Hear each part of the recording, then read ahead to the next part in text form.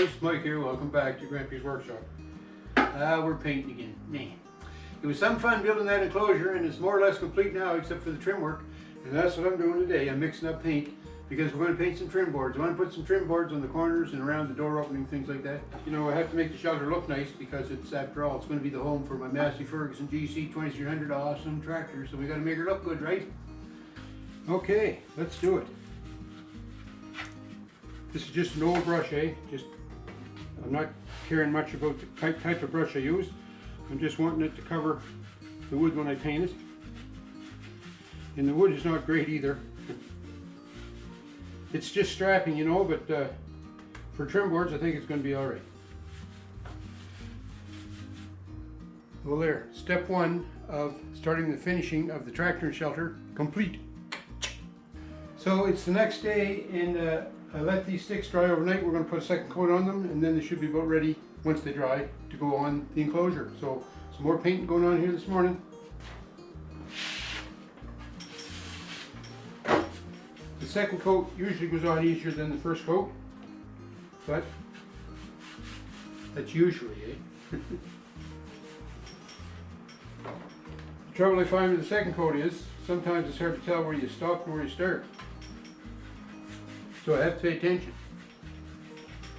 So I'm going to continue painting on these guys, and then maybe later on when the paint dries, we'll try to get some installed on the tractor enclosure. What I'd like to do is put a soffit in here, right? Run it from here right to the end of the building on both sides. So to put the soffit in, I need to know how wide to make it. And it's looking like 7 3/4 inches. Maybe 7 5/8 just to be safe, right? So my soffit is going to go like flush with the bottom of this all the way down the building and then come out against the fascia board here.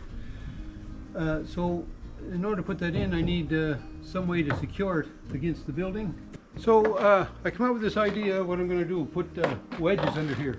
So what I did was I cut wedges. They're 7 1/2 inches long, and they're the same angle. I cut them at the same angle as what the roof pitch was, 412. So now I'm just going to put them there with a couple of screws, screw them to the ends of each of the rafter tails, all the way along the eave here. And then when I put my soffit in, I can just screw it to those wedges. Isn't that a smart idea? And not just a pretty face, eh? That's for sure. So this guy's going to go right here at the end.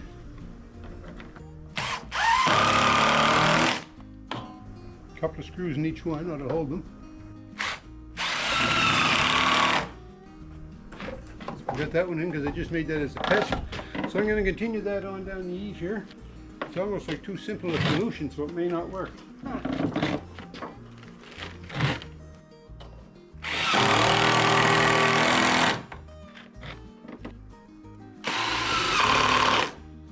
So there's all my little angle pieces put in under the eaves. Pretty near supper time, so I think I'm going to knock it off for the night, go have something to eat, and I'll come out in the morning, measure that up, and cut some soffit, put some vents in it, put that up, and then we'll have to do the other side. Then we can paint some more. So we're going to cut some soffit here today. The only 3/8 plywood I have left is pressure treated. I hate like heck to use pressure treated for soffits, but that's all I have, so I guess that's what I'll have to use. And with this one sheet of plywood, I should be able to get enough soffit to do both sides of the enclosure. So the soffit is 7 1/2 inches wide, so my fence is set at 7 1/2. Let's rip a piece off of this.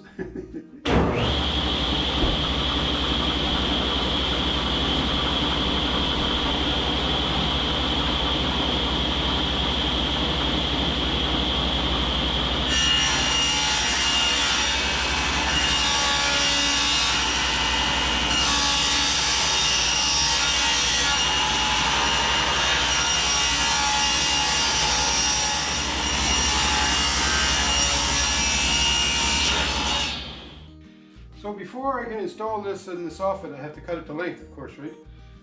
When I set up the roof rafters, remember I set them up for an 8-inch overhang. So I set the last rafter 8 inches back from 8 feet, less 3/4 of an inch, so I have a good nailing surface. I have to do the same with this one. And it turns out it's 88 inches.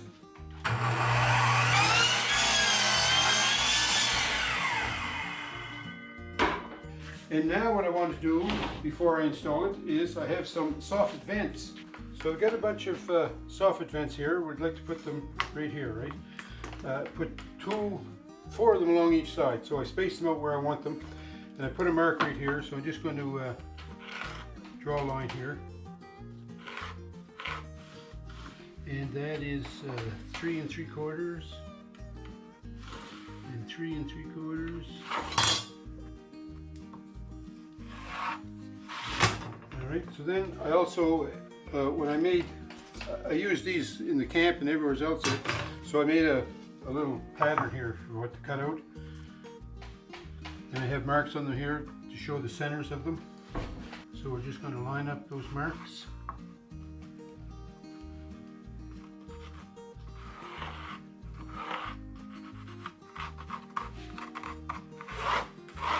And then I'll get my jigsaw and cut this out. And that pattern is made, there's kind of a little recess here for that. And then this soffit vent will fit right in there. I'll just hold that in place with a bunch of screws. So let me get my jigsaw, we'll cut that out.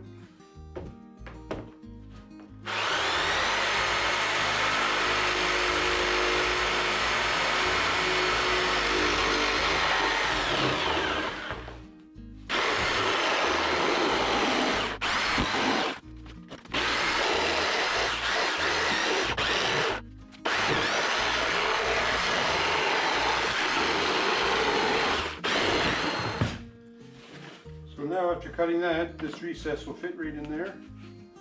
Pretty nice, eh? And I'll get some 1/2" screws, just secure that in place. So I have some 5/8 screws here. They're a little too long, but that's all I have, so that's what I'll use.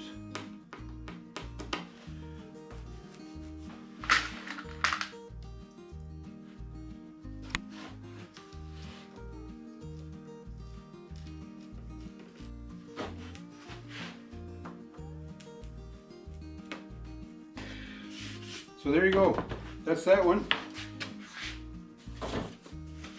Now I want to put one down this end too, and I put a mark here where I wanted it to go, right here. So we'll do the same thing on this side. Make these layout lines here. And then we'll cut it with the jigsaw and set that one in, and then we'll be ready to go install this guy.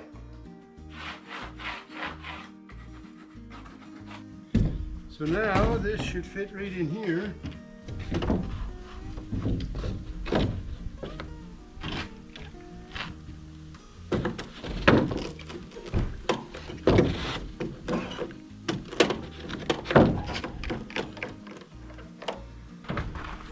Do a little adjusting.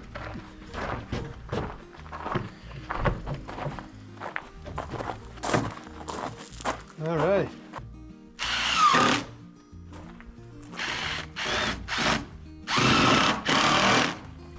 Jerry's here again today, but he was shingling the summer shed, so I thought I'd do these little easy jobs while he was doing roofing these.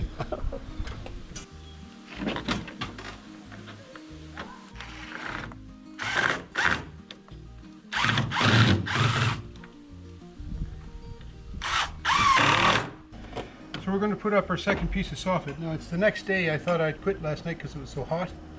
Man, oh man, it's 41 degrees here today and not a breath of air. Unbelievable. And the fire index is, well, it's never been so high. I'm telling you, if you just fart, the woods, I think, would start a fire. So no fires, folks. Let's put this up so we get back into cool. So this one is exactly the same as the one on the other end, with 2 vents in it.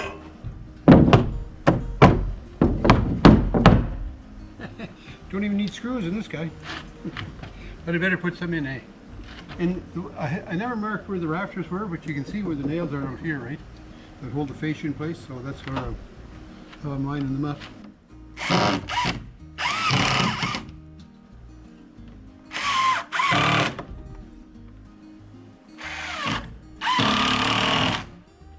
So I'm going to measure this one, and I'll go cut that and put that in too, and then this side will be done.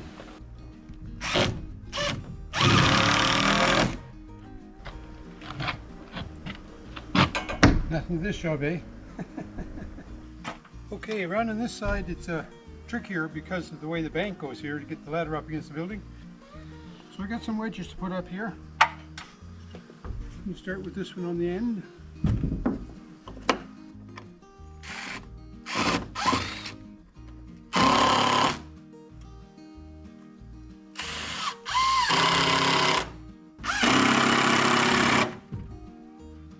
Now I have to move the ladder to get the rest of them, but I'm going to put the rest of these in.